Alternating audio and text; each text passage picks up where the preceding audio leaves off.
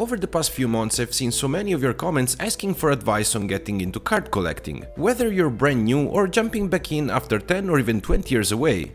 And honestly, I totally get it. I was in the same spot not too long ago.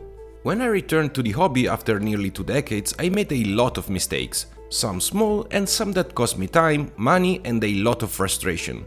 But I also managed to dodge a few big ones, thanks to a bit of research and learning from others. And that's exactly why I made this video, to help you avoid the same traps I and so many others fell into. Today we're talking about the biggest mistakes new collectors make and how you can avoid them. Whether you're opening your first packs or trying to make sense of your growing collection, this video is for you. We've all been there. You rip a few packs, get hooked, and suddenly you're buying cards left and right, until your wallet's crying and your collection's a mess. But here's the good news. Most of these mistakes are totally avoidable once you know what to look out for. So let's break it all down. Hello internet and welcome to my channel, TCG Monkey here.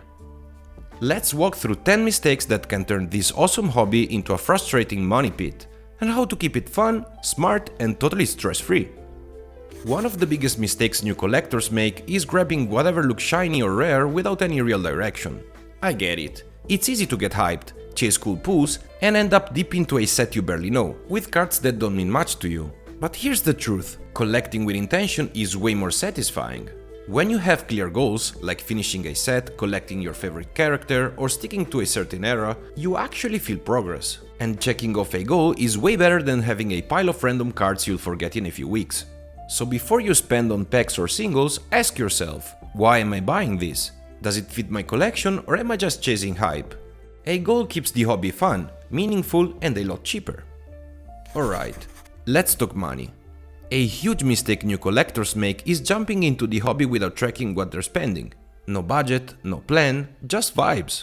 Ripping packs and chasing hits is fun, but it can quickly turn into a financial black hole if you're not careful. A new set drops, socials are buzzing with hits, and suddenly it's just one more box. Then it's 5. Next thing you know, you're staring at your bank account wondering why your rent looks a little out of reach this month. Card collecting should never come at the expense of real life. Bills, rent, groceries, they all come first. This hobby should bring you joy, not stress. So set a monthly limit you're good with. Whether it is just $10 or $100, it's up to you. The goal is to enjoy collecting without guilt, because nothing hits worse than buyer's remorse and an empty fridge. Let's talk about FOMO, the fear of missing out. A new set drops, your feed floods with early pulls and pre-release flexes, and you're suddenly thinking, if I don't buy now, I'll miss out. But here's the truth, you won't. That launch day hype always fades, prices usually drop once the dust settles. Booster boxes and singles that seemed impossible to find often become cheaper and easier to get in just a few weeks. That $80 card you needed on day one will probably be half the price in less than a month. By waiting, you're not just saving money, you're pushing back against scalper pricing. And when buyers resist inflated prices, that bubble pops fast. The hype is real, I know, but patience pays off, literally. So stick to your budget, be patient and enjoy the hobby without fueling the chaos. Let's clear up a common myth. Opening packs is not a way to make money. Sure, you see those insane chase pulls now and then, but they're the exception, not the rule. The reality is that the odds are against you. Most of the time, you lose money ripping packs or even full booster boxes. By the time you hit that dream pool, if you do, you've likely spent way more than it's worth. It's the best example of the casino effect. You remember the wins, forget the losses. That said, pack opening is still one of the most fun parts of the hobby. The thrill, the surprise, it's part of the magic. Just be clear on why you're doing it. And if you're after value, you're almost always better off buying singles. So enjoy it for what it is, fun, not profit. Let's keep clearing the air. Card collecting is, first and foremost, a hobby. It's meant to be fun, to spark joy and nostalgia when you crack a pack or land that elusive card. And I'd love for it to stay that way. The moment it becomes just an investment, the magic fades. Sure, there's money to be made. Buying low and selling higher later happens, and many collectors do it casually. But if you're jumping in expecting big profits, especially as a beginner, you're likely setting yourself up for disappointment. Truth is, you'd probably get better returns in the stock market. The collectibles market is way more volatile. Prices spike, crash, and trends vanish fast. If a bubble pops, you might not even see it coming. Beginners are especially at risk. My advice is to just enjoy collecting cards. Let any profit be a bonus, not the goal. This mindset keeps things fun, sustainable, and way less stressful. Alright, let's talk about the dark side of the hobby. Scalping. Even if you're new, you've probably heard this term. And yeah, it deserves the bad rep.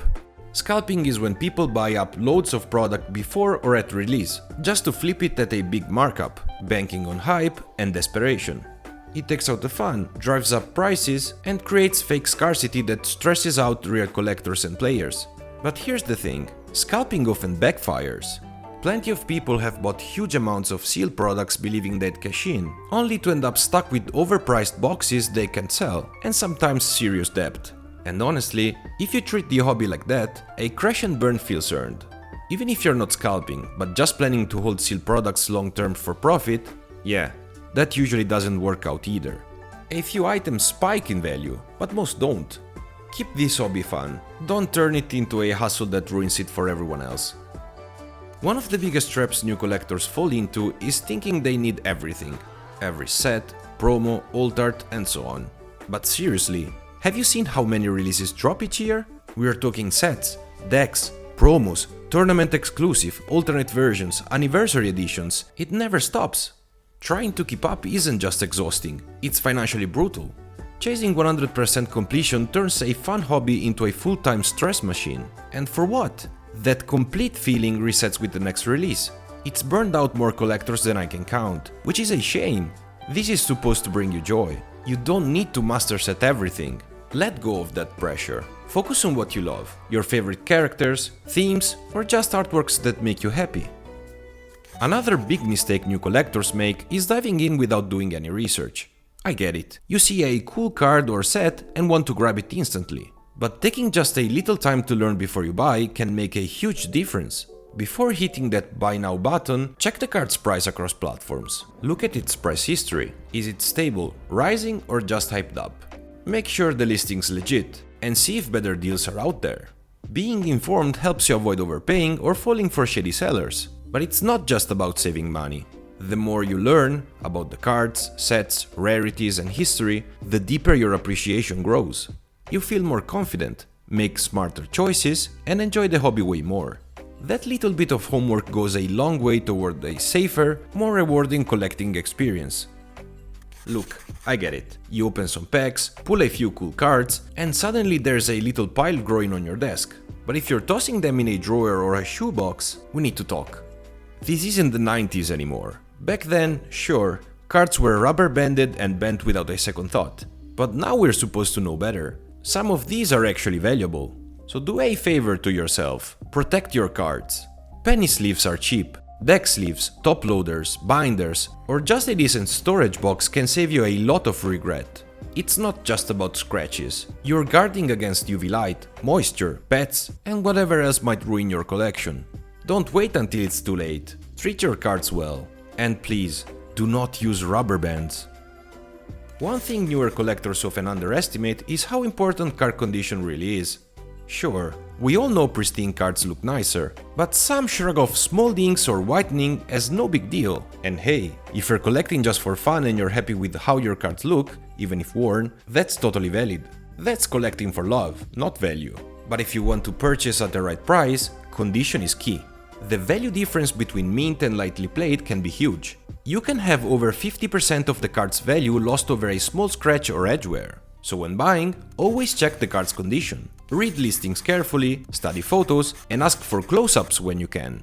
If you're new, the things to keep an eye on are centering, corner sharpness, edge whitening, and surface scratches, especially if you plan to eventually grade your card. But grading is a whole topic itself. And there you have it. 10 common mistakes new collectors make and how to avoid them. Remember, collecting should bring joy, not stress and an empty wallet. If you've made some of these mistakes, don't worry, you're not alone. Most of us have. Guilty here. And it's all part of learning. The key is to keep your passion, stay informed, and most importantly, have fun. Drop a comment if there's a mistake I missed or one that hit close to home.